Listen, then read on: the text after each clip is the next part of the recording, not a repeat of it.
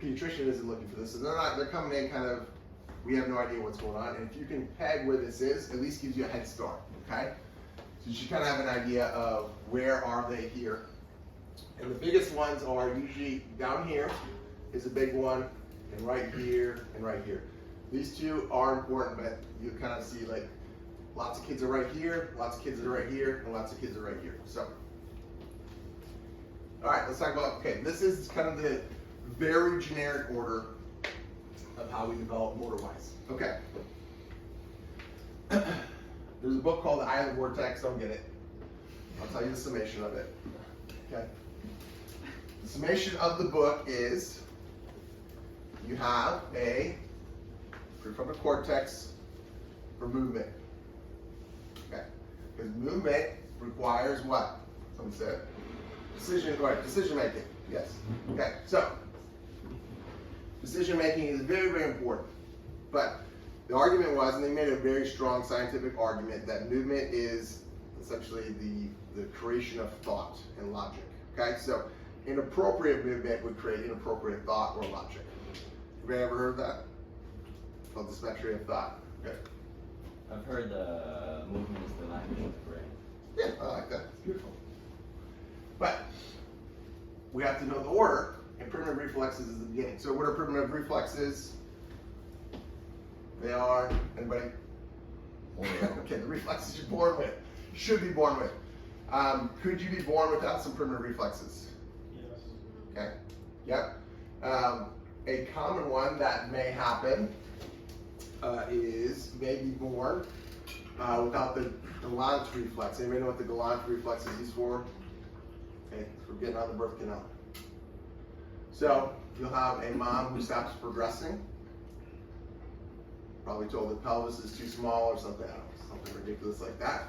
But if the baby does not have a Galant reflex, they may struggle to get actually out of the birth canal. So what would maybe cause somebody to not have a primitive reflex in utero? Crack cocaine would be a good one, yeah, that probably would influence the nervous system. Emotional trauma, that's a big one. Okay, so I'll be honest with you, most people don't get into the emotional trauma aspect. That's a huge one. Most people skip it. Very good, yeah. Could be physical, could be chemical, right? You know, 3 T's essentially. From the mother. From the mother? Yeah, or is it from the child? Like, are you saying? Okay, so just to be clear, that baby's living through the mom's nervous system. So stressed out mom equals a stressed out baby. Okay. So the baby's living through the mom. Whatever the mom's going through, the baby's going through. Mom gets a spike in cortisol, baby knows. Okay, so it doesn't change. Baby is, because what is happening from an epigenetic standpoint?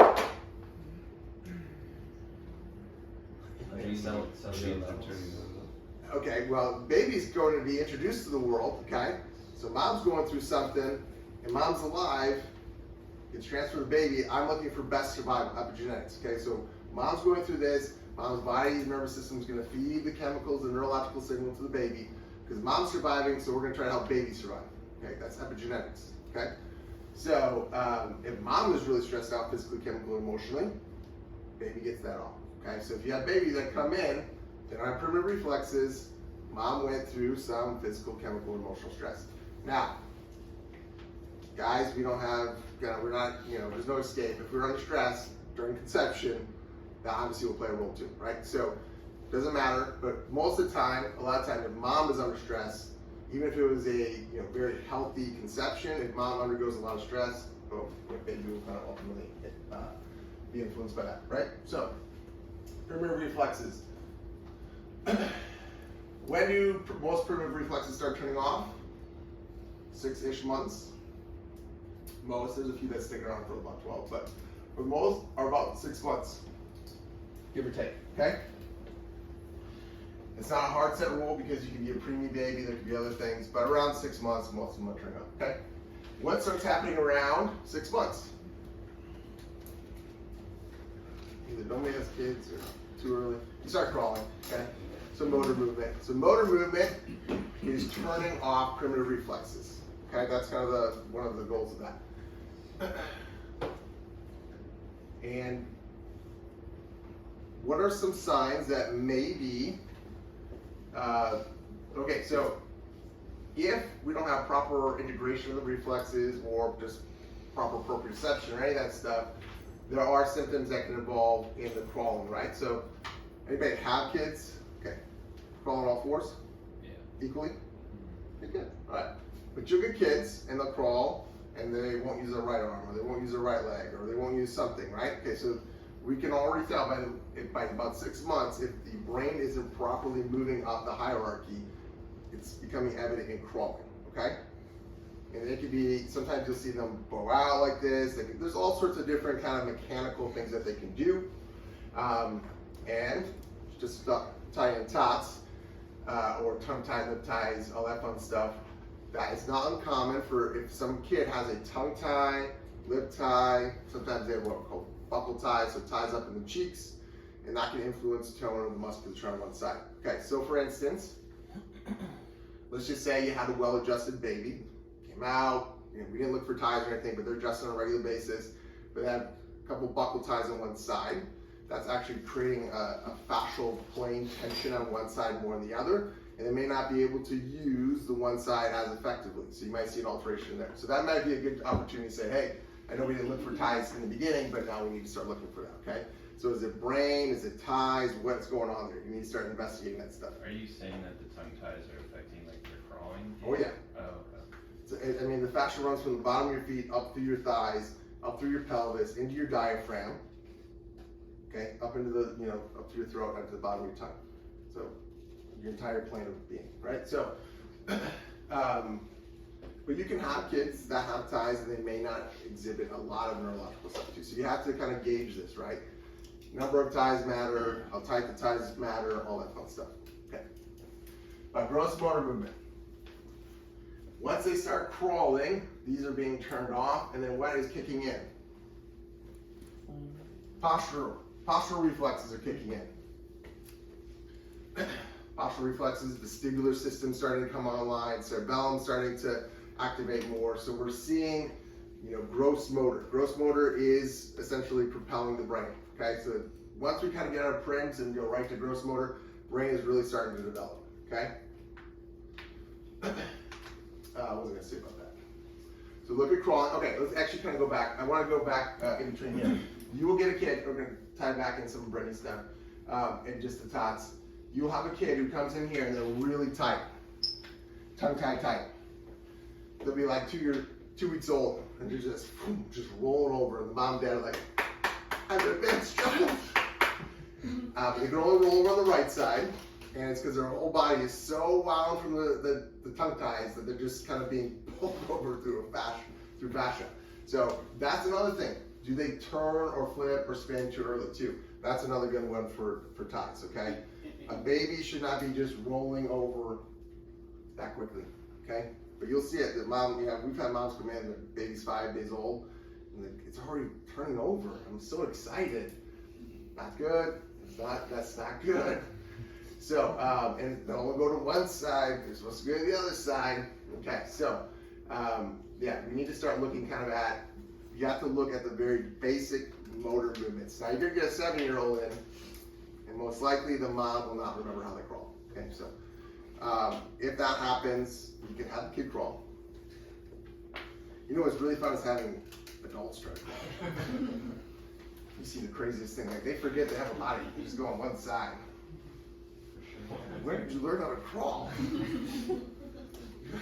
Does that seem right to you? I don't think so. No, it's wrong. Okay. But yeah, you can have adults crawl. Okay. You'd be surprised.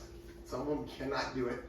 And if they can't crawl, I would guess, especially if they're over the age of 30, they're probably starting to develop a chronic arm illness, usually pain related. Okay. So we got primitive reflexes, then we're going to gross motor, and we'll go fine motor. Okay. So fine motor is starting to kick in around, 2, right? So kind of the first year, 6 months, 18 months, they're kind of trying to grab their balance and figure out all that stuff. So the cerebellum's coming on, the vestibular system's coming on, all that stuff's coming on, okay? A well-adjusted baby will start walking, crawling on time, all of that stuff. So I don't like it when a baby starts crawling after 8 months. Not a big fan of it, okay? We're starting to already get a little bit, we're starting to look at maybe some possible delays, okay? For walking, I usually like before 14 months, okay? I will give a grace period of a month, but if we're not starting to walk, or at least attempt to walk around 13 months, I'm already starting to think there's tone issues, there's probably still some primitive reflexes. We know gross motor's not coming out appropriately, right? So something is impeding that, whatever it may be, okay? But those marks are very, very important. I had a mom come in whose kiddo has extreme emotional dysregulation issues, and I was like, how'd she crawl? She's like, I don't remember. And then she found a video, and sure enough, you know, she crawled. Didn't use like her right leg at all, and just would like use her left leg. Eventually that becomes too arduous for a kid, so they try to go walking. So they started walking early, okay? So 11 months is okay for walking, 13 months is okay, but that's kind of your window for walking. If they start walking at like 9 months, you get some kids that walk at like 9 or 10 months, there's a tone problem, okay? I'm immediately gonna start thinking tongue ties, because the ties are so tight that they're just trying to get up, okay? But that is one of the ways I'll start doing it. But walking too early can be a problem as well, okay? So most of the time, mostly what you're gonna encounter nowadays though is kids walking too late. Their pediatrician will let them drag out to about 18 months. That's a terrible idea, okay? So what if they don't walk by that time? What are you like seeing in the future? Is it more? Well, they'll definitely have some sort of something neurodevelopmentally going on. Okay. There's, obviously you have to take in the whole history, right? But if they're not crawling by 18 months, I'm thinking either we have ADHD, autism diagnosis, one of the two, most likely.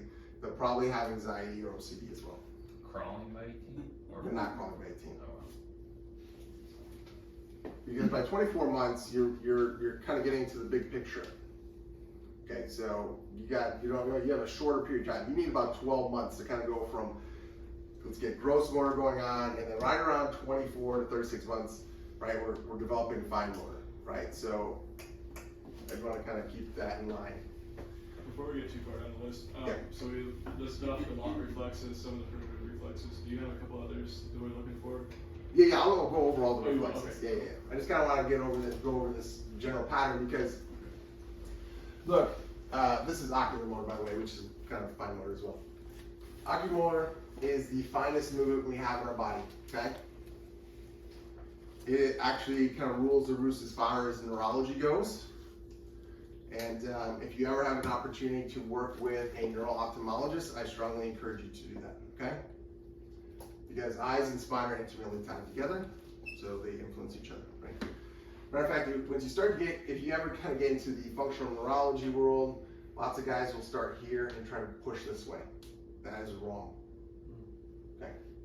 If you built a house and the foundation was crooked, would you go repair the roof? Well, only if you just want to jack up the house even more. So they will start here. And don't get me wrong, some of them do get results, okay? There are some reasons why we can talk about that, but you'd always start here and go this direction, okay? Start with the foundation, first floor, second floor, rooftop, okay? You don't push down into neurology.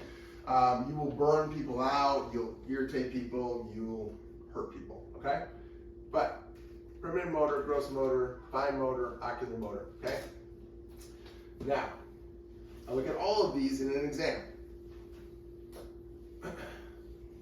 Ocular motor can tell you a whole lot about a person, okay? ADHD kiddos generally have an ocular motor issue and an oxygen issue. Those are kind of the two most common things. They cannot track an object, left to right or right to left, up to down. There's some sort of ocular motor struggle. And this is in part, based off all of this and just, some other stuff. But once you start looking at eyes, you can do a simple H. Can they track? Do convergence, do divergence. If they struggle to do that, school is going to be much, much harder. What are you required to do all day? Left to right, right to left, converge, diverge. Okay? Now, I'm going to let you know a real gem here, okay? This is good. Okay. All of these have some form of endurance, okay? Okay, so you can get a kid in, you can start testing a primitive reflex. If you test a reflex, test it once, nothing happened. Okay, clear. That is bad clinical expertise. Stress the system, try to trigger it, because some of these kids will have just enough endurance that you test it once, you'll see nothing. So you get some smart OTs, PTs, or like, yeah, I tested the primitive reflexes. Nothing. I go in there, test 3, 4, 5 times, they start breaking down. So go to the threshold, basically. Yes, exactly. So make sure you're testing the nervous system. Okay? It's one thing to do passive range of motion, it's a different thing to do active range of motion, correct? Okay, it's a different thing to test a reflex once and then test it multiple times and find out when it breaks down. It'll also tell you something about their endurance and maybe some of their capabilities, okay? So you might say, okay, well, this kid actually went to 4 or 5. They probably, some of their symptoms maybe aren't as overt, okay? So maybe they're not quite as, you know, if you have primitive reflexes, you're gonna have emotional dysregulation, guaranteed. That automatically happens. But you might have a kid that you test the reflex once, boom, immediately see it. And you have another kid, you test it 4 or 5 times and it shows up. One kid has a little bit more endurance than the other kid. So they may not exhibit the same symptomology or under the same stressors, okay? But they both have the same problem. Does that make sense? This is where soft neurology, you have to understand it. Test the system and test it repeatedly in the same time frame to see if you can, you know, test their endurance as well, okay? We all have an endurance limit, and we can all burn it out. And that's what you kind of want to figure out too. What is their actual neurological endurance? When should all the primitive reflexes be gone? By what age? By about 12 months. 12 months, okay. Yeah.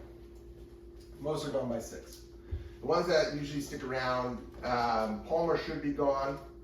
Why does that go away? No, not breastfeeding, because you cry. That's why it goes away. Okay. Babinski will go away at 12 months. Why? Start walking. Pretty easy. Speaking of breastfeeding, though, who said that? Okay. I just want to tell you all something. If a mom decides not to breastfeed, okay, there is going to be a and they don't do this for appropriate, so let me clarify. There could be a neurological finding because of bottle feeding. Who's real smart who knows this one? The reflex? Well, let me be clear. Bottle feeding can impede neurological development. There's a reason why. Anybody have a wild guess? Huh? The suckling. Yeah, that's good. Well, yeah, that's good. But Because let's talk about neurological stimulation. There's something that happens neurologically when you breastfeed versus bottle feed. is it has to do with their gut biome, like transference from the mother? That's good. I like what you're thinking. Neurological. That's good. Is it because of the bottle or because what's in the bottle? Nope, just the bottle itself, the way we feed with the bottle. They don't actually have to do it on their own. Well, you still hold baby and breastfeed though. But I mean, I like what you're thinking. Is it like a skin on skin thing? I like what you're thinking. Okay. So, no, it's okay. When my wife told me this, I was like, all right, I'm a moron. No, it's just not something you think about, but it's about stimulation of the nervous system. You have 2 breasts, correct? Boom, you feed on this side, eyes get input, they see mother's facial expressions, you're stimulating a hemisphere of the brain. Flip it over the other side, you stimulate the other side, right? It's like God intended it for a reason, okay? But when people bottle feed, they only tend to feed on one side. So they could inadvertently be altering sensory information and input and integration because they're only feeding on one side. This is how I would feed my baby. Till my wife slapped me and then I'd switch to the other side, okay? But this is my natural inclination, right? But in reality, in real life, you know, somebody who doesn't have a bottle or whatever, they'd be flipping sides and stimulating the nervous system. So the baby gets compression on one side, ocular input from from the side, switches get other proprioceptive input, ocular input. So you're stimulating both sides of the brain in a breastfeeding session. It does not always happen when you bottle feed. Okay, so If they bottle feed, that could be a reason. It's not a blame or anything like that. No one really talks about that kind of stuff. So, but that could be something. That could be a reason right there why that child is struggling. Nobody's fault. No one knows. But that'd be a good reason. Okay. Somebody have a question? So make sure just you switch sides. If you're gonna, Are you breastfeeding now? if you're gonna bottle feed, make sure it's. Yeah, but that's a good thing to tell moms. If mom's like, hey, I don't want to feed, say, hey, you know what? The brain gets stimulated when you feed on both sides. Okay, so you can tell dad the same thing. So that dad, it could just be bottled time, right? So maybe in the morning you feed on this side, you flip them on the other side in the afternoon. That's fine. Okay, you don't have to think half and half sort of deal. But you want to stimulate both sides of the nervous system. Stimulating one is a poor idea. Your walk yesterday talked about like when you're prepping to conceive the baby, you like consult with the lactation consult? Yeah. Okay. What if the child favors one breast more than the other? Because she also talked about like the nipple and the mammary. What if like one side is only favoring for that child? Okay. Why do you think that would happen? I'm not asking you. I don't know. Just think about it. It really should not. It's not really hard, honestly. It's pretty simple. There could be a literal birth trauma injury right to the upper neck. That could be torticollis, right? You can have, believe it or not, like the diagnosis for torticollis is, it's pretty extreme. Like they have to be like this to get it. But if they can't turn their head in a direction, can they use their SCM? No, so that's torticollis. So, but they're not going to get the diagnosis, and the pediatrician is going to say, that's not torticollis, so don't worry about it. But I would be looking right there, probably birth trauma. Second thing could be tone. They could come in a low tone baby. Low tone, you're thinking, like autism, that'd be one of the first things that would come to my mind, is autism. Baby born with low tone has some sort of, brain trauma, okay? Not to be, but there's something there, right? CP would be another good reason. You know what CP is? Cerebral palsy. Okay. That could be another good reason. But you got to look at the baby as a whole and kind of figure out what neurologically is going on. Ties would be another good reason, okay? Because if babies can have ties on one side and not on the other in the cheeks. So you can have a lot of tension like this on the fascial plane, and they can't go this direction from a literal physical, they're physically limited. Okay, so you have to weed through that. Great question, but just start going down. Like, is it a mechanical issue? Is it birth trauma? Is it a tie? Is it tone? Those are the three things I'm immediately just kind of looking for. If it was a mechanical issue, would you go about adjusting it? Oh, 100%. I'm adjusting all the babies. Okay. Okay, just to be clear, I adjust everybody that walks through my door every time they're there. Unless you get a gunshot or, maybe your appendix just exploded. I'm adjusting it. So always adjust. Okay. Unless there's obviously overt reasons not to. Okay? You're missing an arm. You're shot. All that kind of stuff. Okay. So, but always adjust. So I'm gonna let's think about. I actually do want to ask you this question. Okay. So let's say you measure all this stuff, and let's say they have primitive reflexes. Okay. So we know gross motors influence, fine motors, obviously oculomotor. Okay.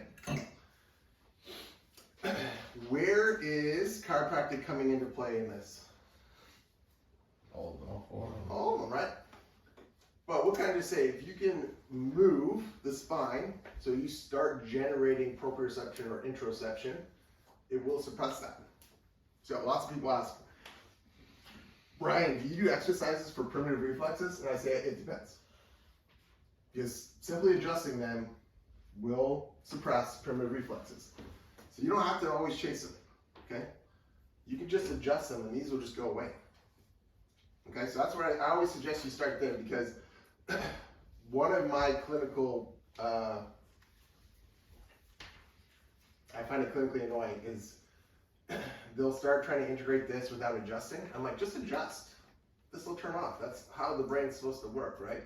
So just do this. If it doesn't turn off for whatever reason, okay, physical, chemical, emotional stress, then, do the exercises or for whatever you're going to do, okay? But just start adjusting, because these will go away. You don't have to chase this, okay? Question? kind of going with that, like in you adjusting and you're talking about these babies not hitting their milestones of Yep. crawling or walking. Mhm. Do you ever find that with continuous care, like under you, that babies don't hit these milestones, or does the adjustment kind of, like if they were maybe behind before, like the adjustment brings them to where they should be? Yes, well, a lot of times, yes. Okay. There's always an exception to a rule. Okay, you have to understand that. But yeah, historically, you start adjusting, they start hitting milestones. They start crawling, whatever. We had a kid who started with Brittany. Mom was pregnant. You know, baby came in, and she adjusted him for. This is when Brittany started learning about ties more.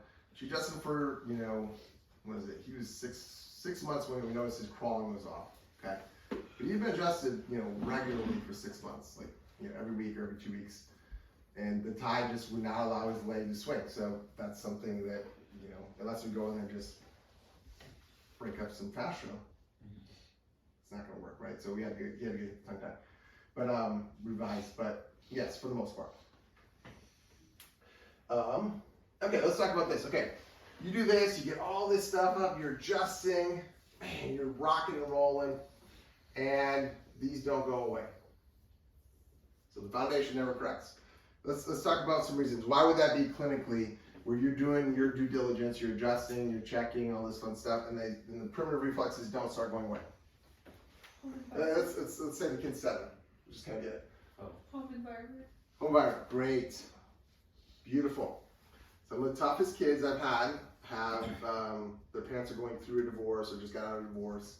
Just a lot of emotional stress there. Okay, so that's going to be up to you clinically whether or not you want to address that actual topic. But I'm telling you, you could do everything right.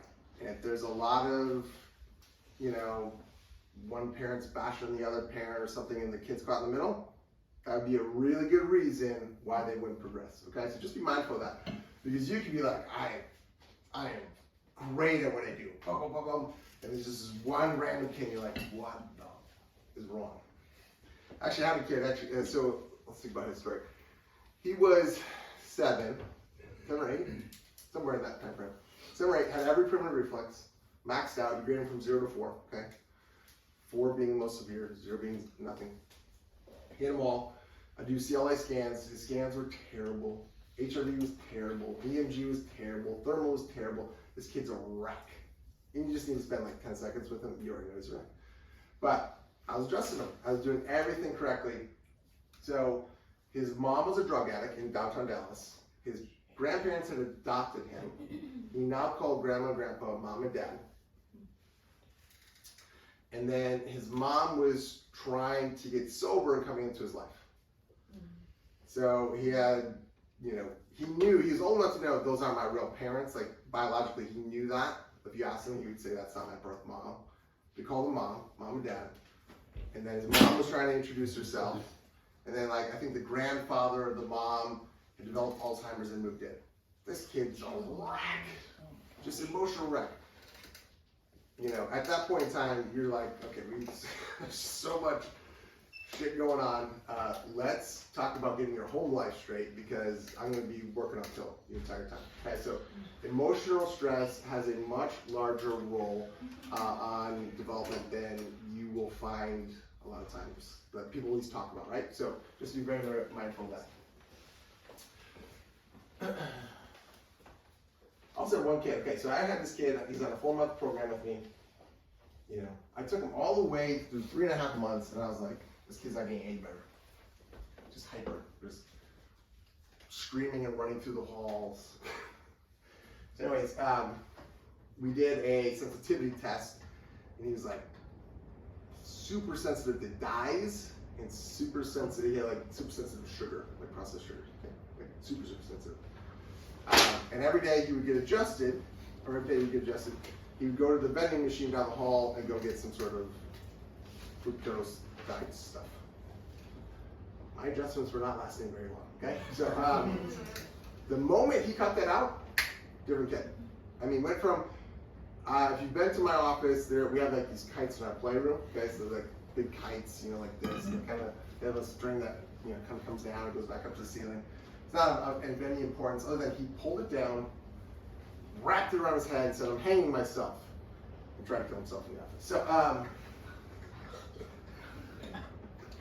yeah, so there you go. That's what you get to look forward to, okay? But yeah, it was sugar, okay? So sugar and the dyes, he was so sensitive, his biome and his gut couldn't heal, and so that was impeding. So let's kind of talk about that a little bit. If you have primitive reflexes, and let's talk about the gut here specifically, what do you have for sure? Gut permeability. Because you don't have an autonomic nervous system that's functioning appropriately, so you can't have a gut that functions appropriately. So you can feed them probiotics and prebiotics and you can jam whatever you want down the throat, the gut is not going to heal, at least well or permanently, right? You may get some relief in symptoms. But if you have primitive reflexes, you have a brainstem that's not functioning appropriately, therefore you have leaky gut. There's just no way around it. So, that all kind of makes sense? Yes. In that case, with the kid that was 7 years old, Which one? The one that tried to kill the himself? one that tried to kill himself, yeah. You said your adjustments weren't holding, so when he cut out the sugar. Yeah, he did. I mean, he held it. I mean, he did very, very well. We didn't have to, like I was running through everything. I was trying to integrate the reflexes. I was trying to do everything at that point in time. Because by that point in time, the parents had paid me like $4,500 to fix this, help this kid not fix him. That sounds terrible. To help him. To fix is not the word. He's a great kid. He just was struggling, right? And we were getting nowhere. And Mom was like, I know you know what you're doing. We're missing something. And the moment he took that up, it took him like a week and a half to kind of completely set up. Yeah, it was fine. So do you think you'd ever be able to get back on, like, I don't know if you would want to get back on sugar, but if after your adjustments have been holding for a while, do you think you'd ever be able to put Yeah, sugar back into that? If the nervous system's functioning appropriately, yes. The problem is we got the nervous system ready to work. We just had a thorn that we didn't pull out. And so once we pulled out the thorn, the wound will heal, then you can introduce it. Any other questions? Yes? Where does polyvagal fit around here? Okay. What did you guys? Polyvagal. I mean, this is right in the brainstem is where that's all sitting. That's why the chiropractic adjustment is so powerful, because you're literally adjusting the foundation, and then ideally this clears out, which then obviously the adjustment affects gross motor and fine motor. That's well documented, So we cleared out all this, and it does influence ocular motor too. So there's chiropractic right there in a nutshell for you. Beautiful. Okay, should you test all these things? In my opinion, yes. Do you need to chase them down? No. Okay? So what I mean by chase down again is, do you have to do primitive reflexes exercises? Sure, if you want to, but you don't have to, right? You want to do ocular visual stuff, you can, you don't have to, okay? A lot of times, you should, did I skip one? Or skip the hip? Yeah, sorry. You should stay in this world, in my opinion, 99% of the time. And if you need to go either direction, then you can, okay? But you can do so much good right in there, and you'll see incredible results. So I guess that applies to adults as well, knowing that the brain is neuroplastic, right? Yeah, so when I say this is a kid's exam, it's an adult exam. If a person comes in with migraines, you're still testing the nervous system. Migraine is a symptom of what? Nervous system imbalance. So you're just still testing all the same stuff. Adult comes in, I'm testing all the primitive reflexes, gross motor, fine motor, all that fun stuff. Somebody had a hand up. I know you do zone, how often does this impact what you're adjusting? If they show up as zone 2, how often do these testings? Okay, well, I mean, if you have any of these, some zones out, right? Just where is it, right? So I don't have enough correlation to honestly answer the question. But if you have primitive reflexes that are not integrated, then we know you have postural reflexes that are struggling and probably not integrated. So you guarantee you have a 5, right? If you have primitive reflexes, we have autonomic dysfunction, which obviously would affect glandular, elimination, and digestion. So there's that. Also vascular. So there you go. It's all there. Primitive reflexes, motor movement, auditory, verbal, ocular, visual. Okay. So this is kind of another way of talking about this. But primitive reflexes, motor movement, auditory, verbal. Okay. This is kicking in right around 2. Okay, let's start talking. This is part of the why phase. Okay, why. Okay, this is skipped a lot. Auditory verbal. Okay, so you're going to see a lot of kids that have ear infections. They will spend the first year, 2 years of their life living in a pool. Okay? It's going to impact some stuff. If you have a history of chronic ear infections, not one, chronic ear infections, which you'll get lots of them in your office, they will have auditory verbal problems. Okay? Then when they're 5 and 6 and 7, they're going to have auditory verbal problems. They'll get diagnosed with ADHD. Do they have ADHD? No. They do not understand the words that are coming out of your mouth. Okay? Auditory. They cannot get inflections. And I'd argue they're probably going to get a diagnosis of dyslexia. Why would that be? Any idea? Come on, there's somebody knows this. Visual is part of it, but Because they can't hear the words, right? okay. So let's think about this: auditory, visual. Is that a k? Is it a b? A d? I don't know. I can't hear. I'm gonna guess if that's a B or a D. So I'm gonna keep flipping these based off of what I think I hear. Now they have dyslexia. Okay. If you want to actually figure out if they have true dyslexia, are they good at math? They're good at math. They do not have, they're not flipping things visually. Right? Yeah. Okay, so I got a girl that comes in. She's right here. This is the one that put the titanium tubes in. Thank you. Mom comes in school. You know, this mom loves me. Like, I cannot get her to stop coming in as frequently. She comes in. I've seen this girl for like 2.5, 3 years now. It'll be 3 years in January, I think. We went through a care plan and just everything. She's doing great. Okay, she's doing very, very well. But I'm like, okay, let's go down to once a week. And then she's like, okay, cool. And then they found out we had some ties, so we got the ties revised. And I was like, let's bump it up to 2 times a week for a little bit, just as we're getting ready. And she won't go any lower than that. So she's, see you Monday, I'll see you Thursday. Cool.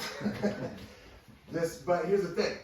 The reason I bring this up is because, I mean, obviously you want them to come in, frequently, right? But what happened is school said, she's dyslexic. And I said, okay, well, how did they determine that? Well, she flips her B's and her D's. And I was like, okay, cool. How does she do her math? She's top in her class. So, let me get this straight. She's dyslexic, right? So she flips things, right? But she can do math and get hundreds. So she's not flipping 3s and 5s and 6s and 7s. She's not confusing any of that. Nope. Okay. And she does the order appropriately in a formula, correct? Okay. Do you really think she's flipping things? Probably not. Okay. Let's go back. Do you have tubes? Yeah, multiple tubes, right? Okay. I think she had like 8 infections over 2 years, something like that. 9. How's her auditory verbal? Did they test that? I don't know what that means. Did they test her, like hearing? Like, can she figure out B's and D's from each other? No, they didn't ask. That's what she has. They went and tested her. Okay. All right. So, look, I'm not going to work in this world. I don't have to do anything here. But I knew, okay, this is fine. So there's something before that's not fine. So we found it. There you go. It's auditory verbal. Okay. Look, you can you can save parents a lot of money and a lot of heartache if you just know the order of stuff. Okay. So know the order and save them from some ridiculous diagnosis that doesn't make any sense because you know the order. So that's part of the reason she won't. She's like, I'm just going to see you twice a week. So she's not in my house. So, because I was like, okay, well, it's not here. You don't need to go to see a neuro-ophthalmologist. You need to get the auditory fixed, okay? So, anyways. Quick question. So Okay. can they still have like an auditory issue if they haven't had ear infections chronically? Sure. Is there another reason, and what would that be? Alright, I thought I put my phone on focus, sorry.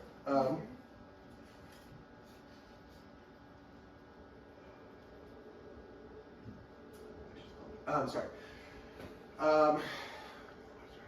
Let me think about this for a second. So, if they, I'm trying to think if I've encountered somebody that didn't have ear infections. Okay, so if they did, they probably were sick a lot as a kid. And so they may have not had a direct, either they were misdiagnosed and they weren't officially diagnosed with an ear infection. Okay, so it was missed. Or, you know, I would guess somewhere in the fever realm, they probably still had fluid and inflammation around the ear.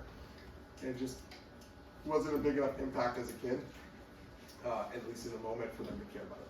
With like allergies or sinus issues too? That's possibly? probably a good Like thought. draining or. Yeah, that could be a possibility. You know, one ear infection is not usually enough to cause that much of a discrepancy. It's usually chronic. So anything chronic would be something I would look at. So typically, yes. But high fever, probably severe infection, chronic inflammation. All it needs is the opportunity to get in there. So What do you do for the kids that have chronic ear infections? just Okay. cranial. I do some cranial work with them and I adjust them. It'll go away. If it doesn't go away and they have chronic ear infections, you're either missing something or something's probably severely wrong with them. Maybe there's some sort of, I'm trying to think of an instance. Maybe there's some sort of malformation, you know, that'd probably be a good reason. So, Do you adjust their ears? yeah, cranial. They usually get it, but yes. What time is it? Okay. I don't know how fast or slow I'm going. So let's see here. I got what, 2 more hours? Yeah, 2. Okay. All right, let's take a 5-minute break. Just let me stretch out real quick and get some caffeine and we'll go back into it. Okay? Real quick. Be back at 9:10. Right? Stop this.